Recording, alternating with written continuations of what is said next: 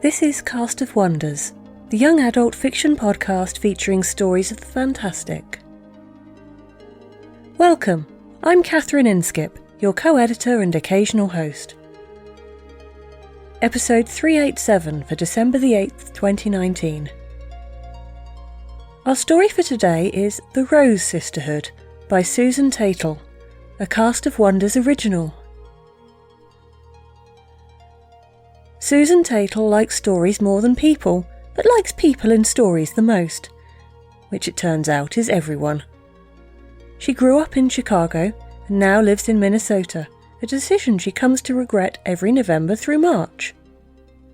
She is a graduate of the Viable Paradise Writers' Workshop. Her fiction has appeared in Galaxy's Edge magazine and Stupefying Stories. This story is narrated by Lee Wallace. Lee Wallace is a writer, illustrator and narrator from Ottawa and is a graduate of the 2013 Viable Paradise Writing Workshop. This story does come with a content warning for domestic abuse. And now we've a tale to tell.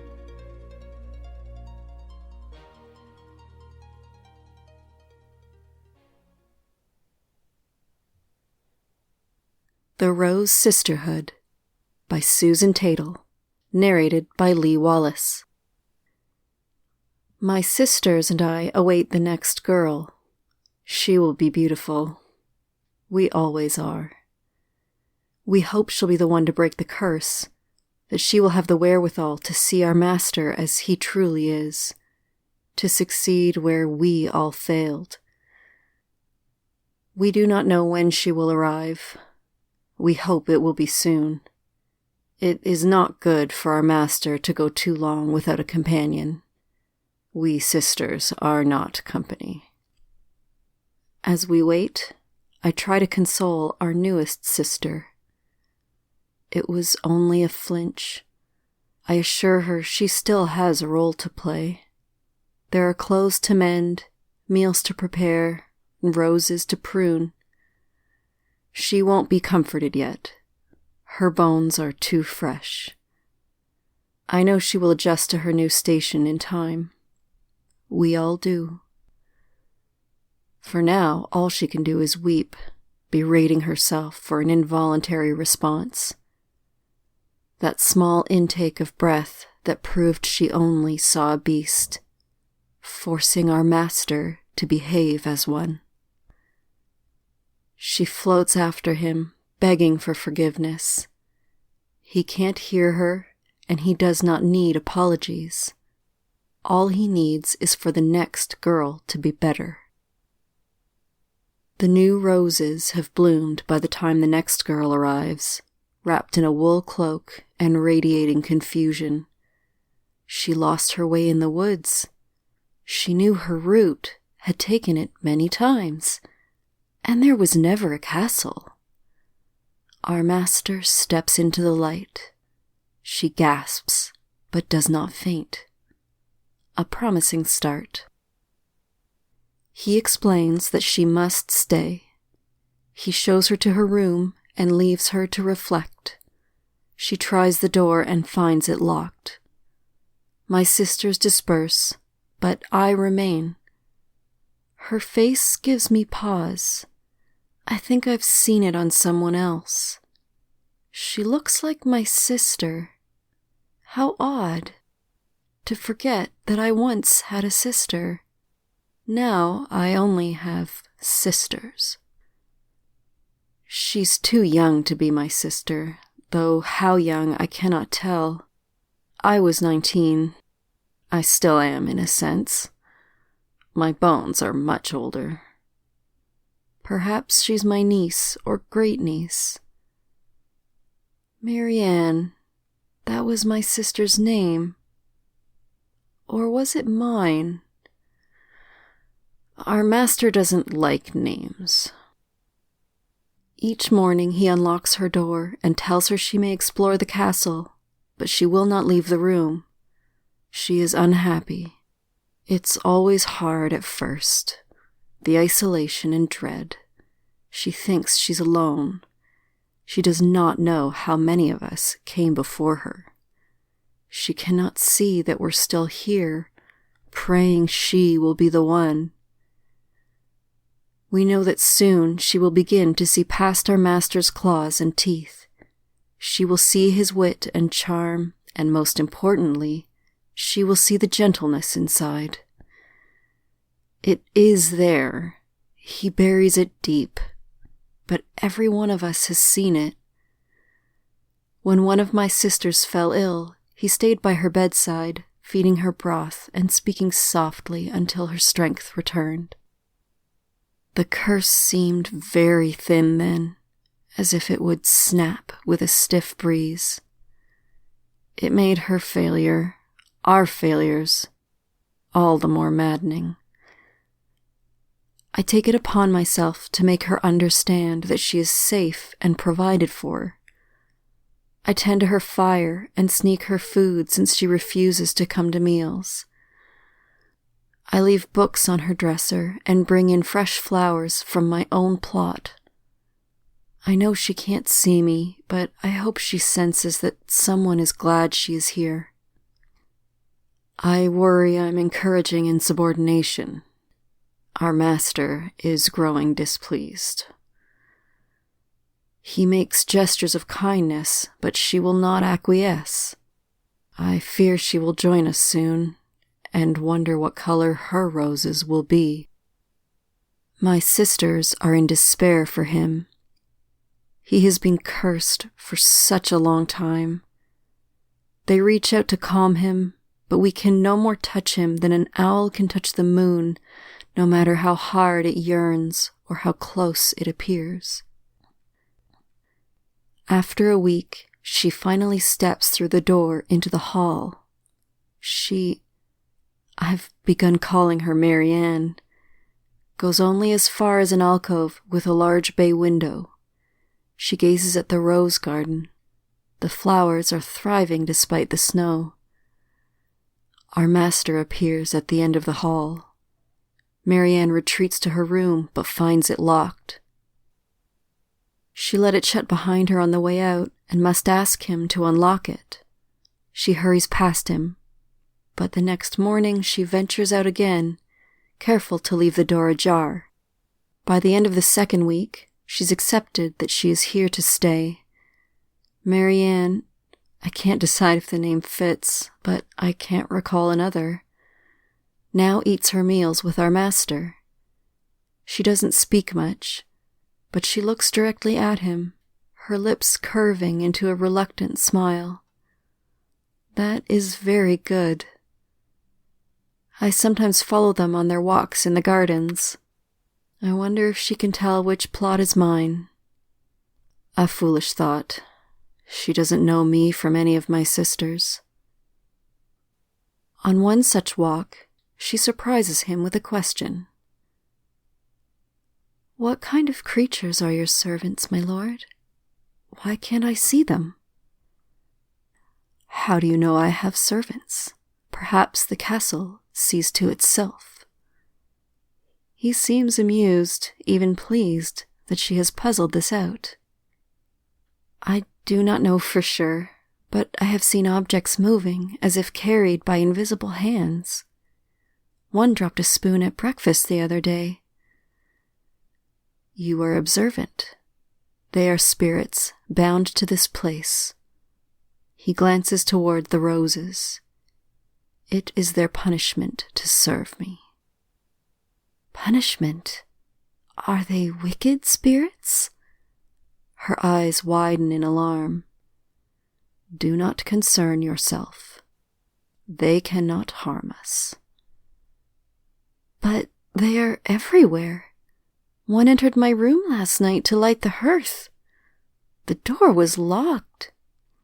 "They go where they need to perform their duties, but they cannot touch the living. They are no danger." The girl nods, and they continue down the path to the castle. That evening after dinner, our master rises to accompany her to the library. They often read together until it is time to shut her in her room for the night. She pauses in front of a gilt door. "My lord, I'm tired of the library. May we visit the music room instead?" "I suppose. Are you fond of music?" "I adore it." He nods at the door, and she glides into the room, stopping at the piano. Her hand strokes the polished wood. "Do you play?" he asks. "I never learned. I prefer to dance." "I do not play either," our master chuckles. "What a shame," she sighs. One of my sisters positions herself on the bench and begins to play. The girl claps in delight and draws our master to the middle of the room. She trips and twirls daintily around him, her silk gown sweeping in time to the music. It's an old dress, but finely made, and my sisters fitted it to her precisely. Nothing goes to waste here. He moves stiffly, out of practice.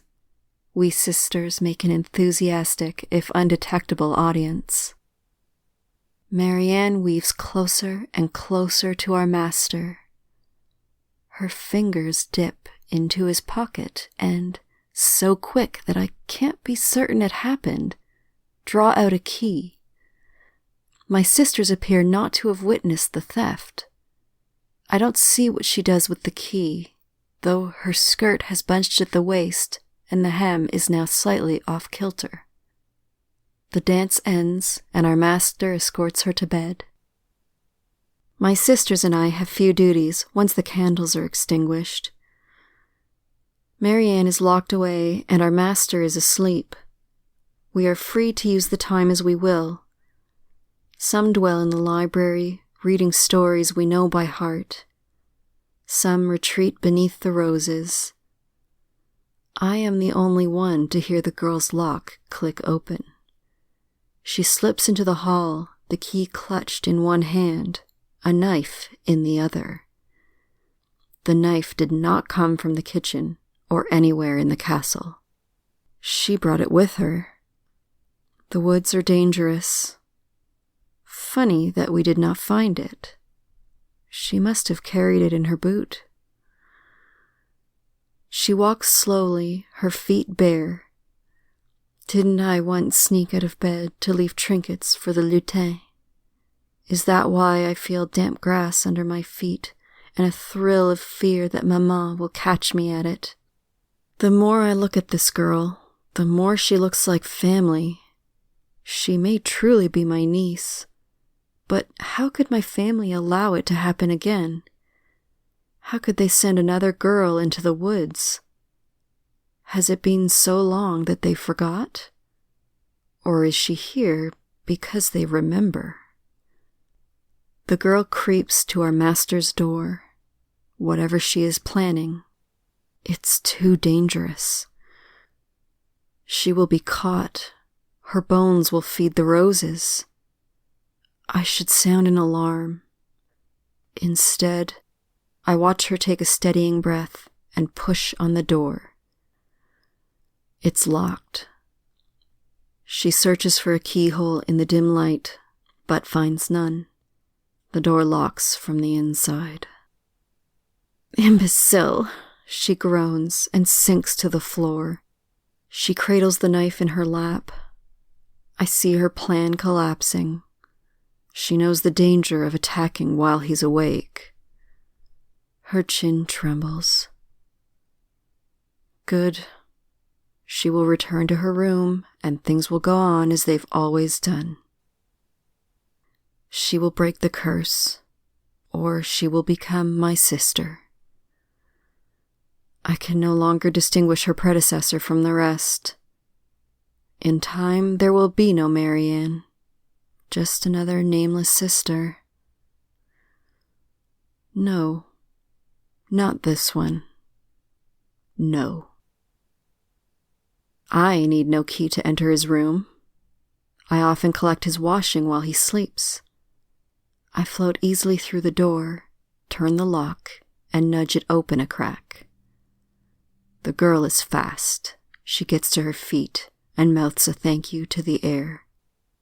She silently approaches his bedside and without hesitation plunges the knife into his chest. His eyes open. He convulses. She releases the knife and leaps back. He lurches, grabbing for her. His mouth opens to roar.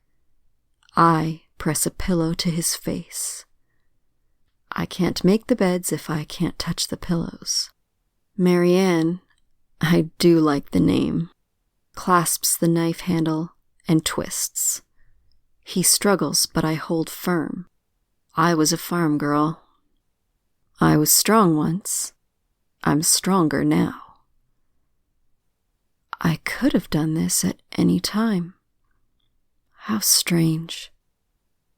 He falls still at last. The girl stares at her bloody hands in a daze. I hurl the cushion at her and she returns to sense. She scrambles into the hall, bashing into a table. The noise draws my sisters. I have never heard such screams. They gather around our master and wail. One attempts to stroke his cheek. For a moment, the screams go silent. They can touch him at last. The noise resumes. In a frenzy, a sister lunges at him, tearing into his flesh. The others join in. Some turn on each other. I return to the corridor and follow the trail of blood to the front hall. How much blood have I washed from these floors? I help her batter down the reinforced door with a marble pedestal. The curse is fading. She can see me now. She is frightened, but she's grateful for my help. She flees into the night. I watch a while. The screaming inside has increased. Once they've destroyed the castle, they will tear up the woods and move to the villages beyond if not stopped. I pilfer a taper from the drawing room. One by one, I set fire to the roses.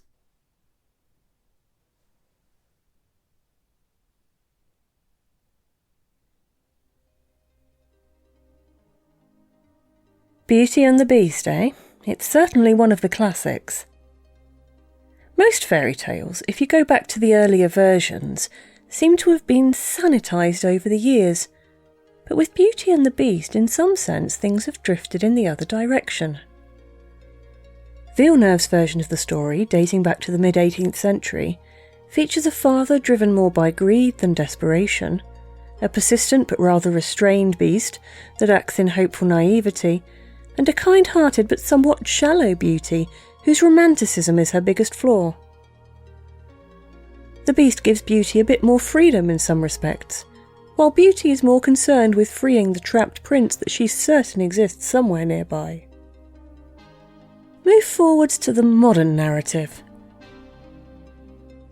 It's less about undoing a curse now, or at least not just about that. It's seeing the good in people and civilising their brutality. It's painting a glossy veneer over the abuse, the gaslighting. It's going back again and again because surely if you love them enough, you can make them change. It's a compelling fairy tale, but real relationships are best built on understanding and compromise. Change, though? When someone shows you who they are deep down, it's best to believe them. Susan tells us this about her story. I was thinking about the story of Beauty and the Beast, and it struck me as unlikely that the first girl to meet the Beast would be the one to break the curse. This story unspooled from there. Join us again next week. We love bringing you the best audio fiction week after week, but we can't do it without your support. Your donations pay our authors, our narrators, our servers, and our staff. Please consider supporting us with a monthly donation through either PayPal or Patreon. You can also review us on Apple Podcasts, request us on Spotify, and consider the stories we publish for award consideration. There are lots of ways you can help. Join the discussion on the EA forum, forum.escapeartists.net, or visit on Twitter at Cast of Wonders. Come say hello. Cast of Wonders is a production of Escape Artists Incorporated and is brought to you by our editors and hosts Marguerite Kenner and Catherine Enskip, assistant editors Andrew K. Ho and Carissa Sloss, associate editors Tonya Bezpalko, Amy Brennan, Alicia Caparasso, Trace Fontil, William Haight Minor, Sean Proctor, Ray O, Susie Rodriguez, Emma Smales and Chris Tang. Our audio producer is Jeremy Carter. Our art director is Alexis Goebel, and our community manager is Danny Daly. Our episodes are released under the Creative Commons Attribution Non-Commercial No Derivatives 4.0 International License.